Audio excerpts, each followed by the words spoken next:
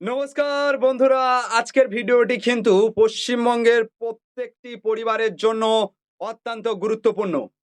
আপনারা সকলেই জানেন যে রাজ্য সরকারের অন্নপূর্ণা ভাণ্ডার প্রকল্পের তৃতীয় কিস্তির টাকা আজ অর্থাৎ এই 17ই আগস্ট থেকে মহিলাদের ব্যাংক অ্যাকাউন্টে সরাসরি ঢুকতে শুরু করেছে। তবে এরই মাঝে এসেছে একটি বিরাট বড় খবর। প্রশাসনিক সূত্রের খবর অনুযায়ী নানা তথ্যের অসঙ্গতির কারণে প্রায় ২৬ লক্ষ আবেদন ইতিমধ্যে বাতিল করা হয়েছে। হ্যাঁ বন্ধুরা, আজ ১৭ই আগস্ট থেকে কিন্তু এই ২৬ লক্ষ মহিলারা আর একটি টাকাও পাবেন না। তবে ঘাবড়ানোর কিছু নেই। ঠিক কোন ৫টি ভুলের কারণে আবেদন বাতিল করা হলো এবং আপনার আবেদন রিজেক্ট হলে কিভাবে তা ঠিক করে টাকা পাবেন, তার পুরো সমাধান আজকের ভিডিওতে আপনাদের একদম বিস্তারিতভাবে জানাবো। তাই একটুও স্কিপ না করে শেষ পর্যন্ত মনোযোগ দিয়ে দেখুন। বন্ধুরা, একটু পেছনের তথ্যগুলো সংক্ষেপে মনে করিয়ে দিই। ২০২৬ সালের মে মাসে নতুন সরকার ক্ষমতায় আসার পর পূর্বে থাকা লক্ষ্মীর ভাণ্ডার প্রকল্পের বেশ কিছু নিয়ম পরিবর্তন করে গত জুন মাস থেকে চালু করা হয় এই অন্নপূর্ণা ভাণ্ডার যোজনা। এই প্রকল্পের মাধ্যমে আমাদের রাজ্যের যোগ্য মহিলারা প্রতি মাসে ৩,০০০ টাকা করে এবং বছরে মোট ৩৬,০০০ টাকা সরাসরি ডিবিডি বা ডাইরেক্ট বেনিফিট ট্রান্সফারের মাধ্যমে নিজেদের ব্যাংক অ্যাকাউন্টে পান। প্রথম দফায় প্রায় ৮ লক্ষ এবং ১লা জুলাই দ্বিতীয় দফায় ১,৩০,০০,০০০ মহিলারা এই টাকা পেয়েছিলেন। এবার তৃতীয় কিস্তির টাকা দেওয়ার কথা ছিল আগস্টে, আর সেই প্রতীক্ষিত ১৭ই আগস্ট কিন্তু আজই এসে গেছে। আজ থেকে অ্যাকাউন্টে টাকা আসা শুরু হচ্ছে। কারা এই সুবিধা পাবেন বা পাওয়ার যোগ্য সেটা আগে পরিষ্কার জেনে নিন। প্রথম শর্ত হলো আবেদনকারীকে অবশ্যই পশ্চিমবঙ্গের স্থায়ী বাসিন্দা হতে হবে। কোনো অনুপ্রবেশকারী বা অস্থায়ী বাসিন্দা এই প্রকল্পের টাকা পাবেন না। দ্বিতীয়ত, আবেদনকারী মহিলার বয়স হতে হবে ২৫ বছর থেকে ৬০ বছরের মধ্যে। মনে রাখবেন, ২৫ বছর থেকে যদি আপনার বয়স ১ দিন বা ১ সপ্তাহ কম হয় তবে কিন্তু আপনার আবেদন সাথে সাথে বাতিল হয়ে যাবে। এছাড়া পঞ্চায়েত ও পৌরসভা এলাকায় আবেদনের নিয়মে বেশ কিছু ছাড় দেওয়া হলেও আপনার বয়স সীমা এবং স্থায়ী বাসস্থানের প্রমাণে কোনো ধরনের ছাড় দেওয়া হবে না। এবার আসা যাক সবচেয়ে আসল কথায়। কোন ৫টি নির্দিষ্ট কারণে প্রায় ২৬ লক্ষ আবেদন বাতিল করা হলো? প্রথম কারণ, নাগরিকত্ব বা বাসস্থানের প্রমাণের মারাত্মক অসঙ্গতি। স্থায়ী বাসিন্দা হওয়া সত্ত্বেও আবেদন ফর্মে ভুল তথ্য দেয়া, আবছা নথিপত্র জমা দেয়া বা সঠিক প্রমাণের অভাবে সিংহভাগ আবেদন বাতিল হয়ে গেছে। দ্বিতীয় কারণ, ভোটার তালিকা বা এসআইআর থেকে নাম বাদ পড়া। ডুপ্লিকেট ভোটার কার্ড, ভুয়ো ভোটার কার্ড বা ভোটার তালিকা থেকে যাদের নাম বাতিল হয়ে গেছে তাদের অন্নপূর্ণা ভাণ্ডারে আবেদন সরাসরি রিজেক্ট করে দেয়া হয়েছে। তৃতীয় কারণ, সরকারি চাকরি ও পেনশনের বিষয়টি।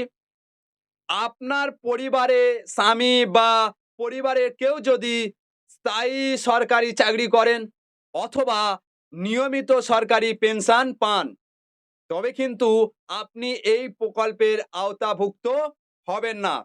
এটি কেবল অর্থনৈতিকভাবে পিছিয়ে পড়া মহিলাদের জন্য। চতুর্থ কারণ, আয়কর বা ইনকাম ট্যাক্স তথ্য গোপন করা। পরিবারের কেউ যদি বছরে ১২ লক্ষ টাকার বেশি উপার্জন করেন বা নিয়মিত ইনকাম ট্যাক্স ফাইল করে থাকেন সেক্ষেত্রে আবেদন যোগ্যতা বাতিল হয়ে যাবে এবং কোনো টাকা মিলবে না।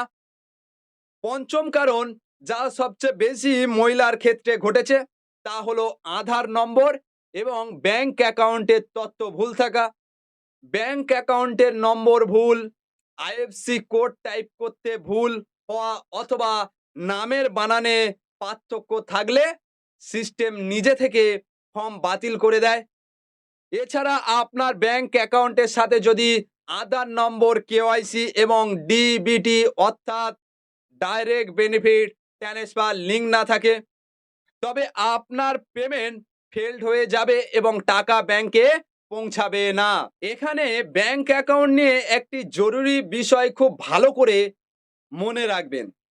আবেদনকারীর নিজস্ব নামে একটি সিঙ্গেল বা একক ব্যাংক অ্যাকাউন্ট থাকতে হবে।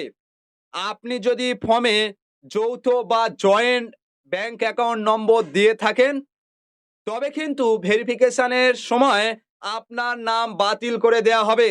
তাই ব্যাংক অ্যাকাউন্ট যেন অবশ্যই সচল থাকে, জয়েন্ট না হয়ে সিঙ্গেল হয় এবং আধারের সাথে ডিবিডি লিঙ্ক করা থাকে। এই বিষয়গুলো আজই একবার ব্যাংকে গিয়ে বা মোবাইলে চেক করে নিশ্চিত হয়ে নিন।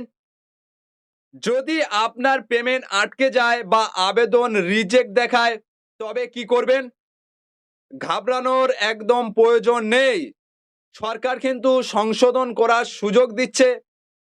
আপনার যে একনলেজমেন্ট রিসিভ বা প্রাপ্তি স্বীকারের আইডি নম্বরটি রয়েছে, সেটি সাথে নেবেন।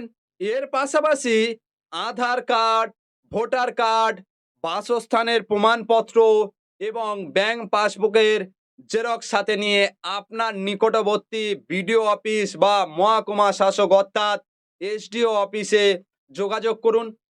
আপনি যদি পৌরসভা এলাকার হন, তবে মিউনিসিপ্যালিটি অফিসে গিয়ে জমা দিন।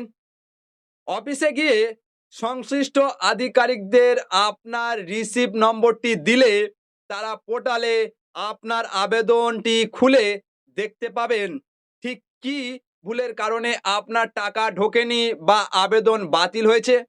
যেমন ব্যাংক অ্যাকাউন্ট লিঙ্ক না থাকা, নামের ভুল, নথি অস্পষ্ট থাকা, সেটা তারা পরিষ্কার বলে দেবেন। সেই অনুযায়ী সঠিক কাগজপত্র জমা দিয়ে আপনি সেখানে বসে আপনার ফর্মটি সংশোধন বা রি-আপলোড করিয়ে নিতে পারবেন। সংশোধন সফল হলেই পরবর্তী কিস্তির টাকা আটকে থাকা টাকাও আপনার অ্যাকাউন্টে চলে আসবে। আজ 17ই আগস্ট থেকে টাকা ছাড়া শুরু হচ্ছে, কিন্তু মনে রাখবেন সব অ্যাকাউন্টে একই দিনে টাকা ঢোকে না।